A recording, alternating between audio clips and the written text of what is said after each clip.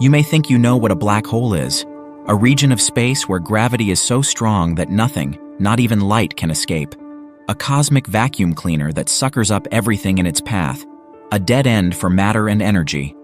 But what if I told you that there are some black holes that are so different and so extreme that they challenge everything we thought we knew about them? Yes, here I'm talking about supermassive black holes, those colossal cosmic monsters that lurk at the centers of most galaxies, including our own Milky Way. These black holes are so massive that they can swallow millions or even billions of stars, and they are so powerful that they can shape the evolution of galaxies and the structure of the universe itself. But how did they get so big in the first place? And how did they form so quickly in the early universe, when everything was still young and chaotic? Well, a new study has just proposed a radical answer to these questions, and it could change everything we know about supermassive black holes.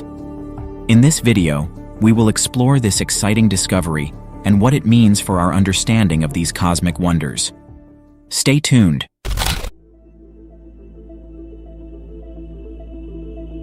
Before we dive into the new study, let's review some of the basics of supermassive black holes and why they are so fascinating and mysterious. As you probably know, a black hole is a region of space where gravity is so strong that nothing, not even light, can escape from it. The boundary of a black hole is called the event horizon, and anything that crosses it is doomed to fall into the singularity, the point of infinite density and zero volume at the center of the black hole. But not all black holes are created equal. There are different types of black holes depending on their size and origin. The most common ones are stellar black holes, which form when massive stars die and collapse under their own gravity. These black holes have masses ranging from a few to tens of times that of our Sun, and they can grow by absorbing matter and energy from their surroundings. But then there are supermassive black holes, which are on a whole different level.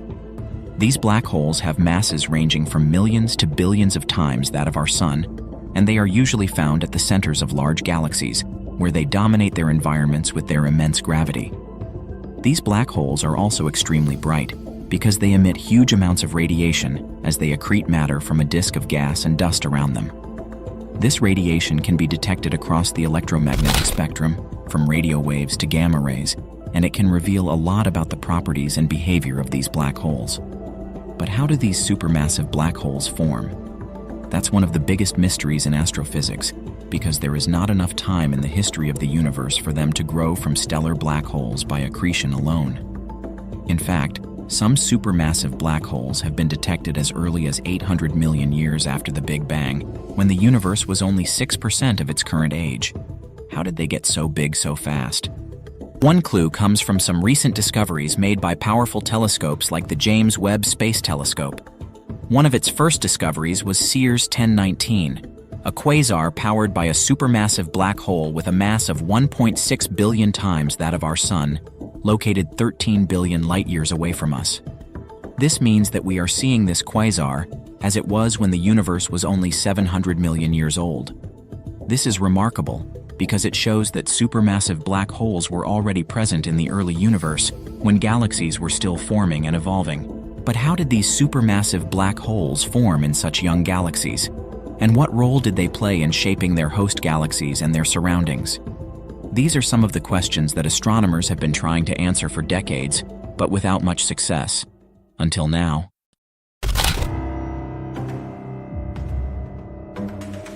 A new study published in July 2023 has proposed a different mechanism for supermassive black hole formation that could explain how some of them grew so quickly in the early universe.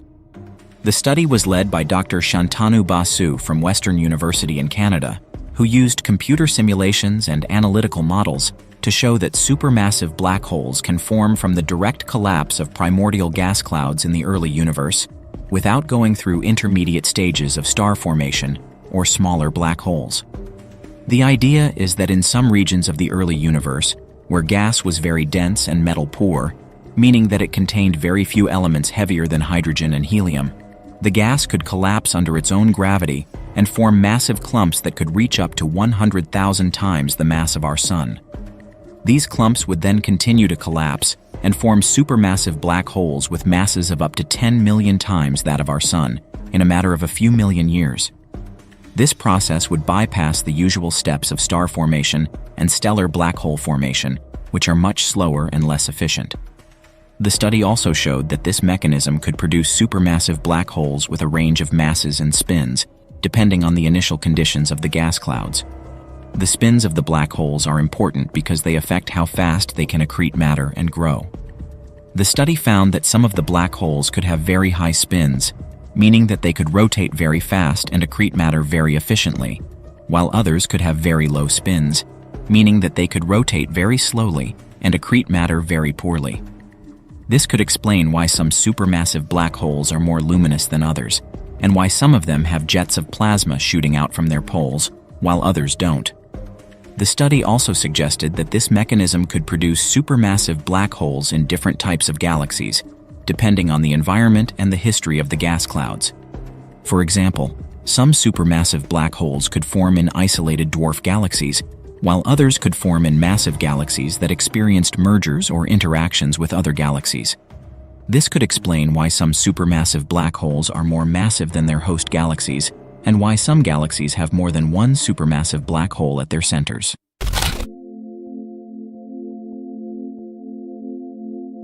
The new study is not the first one to propose the direct collapse scenario for supermassive black hole formation, but it is one of the most detailed and comprehensive ones to date. It also challenges some of the other theories that have been proposed over the years to explain how supermassive black holes form and grow. One of the most popular theories is that supermassive black holes form from the mergers of smaller black holes created by the deaths of the first massive stars in the early universe. These stars, known as population 3 stars, were very different from the stars we see today, because they were made mostly of hydrogen and helium, and they were much more massive and luminous than modern stars. They also lived very short lives, only a few million years, before exploding as supernovae or collapsing into black holes. These black holes could then merge with each other or with other stars or gas clouds, forming larger and larger black holes over time. This theory has some advantages, such as being consistent with our understanding of stellar evolution and being supported by observations of gravitational waves from merging black holes. However, it also has some drawbacks, such as being too slow to produce supermassive black holes in the early universe and requiring very specific conditions for the mergers to happen. Another theory is that supermassive black holes form from the collapse of massive clusters of stars in dense regions of galaxies. These clusters could contain thousands or millions of stars, which would interact with each other gravitationally and dynamically. Some of these interactions could result in collisions or mergers of stars, forming very massive stars that could then collapse into intermediate mass black holes. These black holes could then merge with each other, or with other stars or gas clouds, forming larger and larger black holes over time. This theory has some advantages, such as being able to produce supermassive black holes in different types of galaxies, and being supported by observations of star clusters around supermassive black holes. However, it also has some drawbacks, such as being too rare to produce enough supermassive black holes in the early universe, and requiring very high densities and velocities for the collisions or mergers to happen. As you can see, none of these theories is perfect or complete.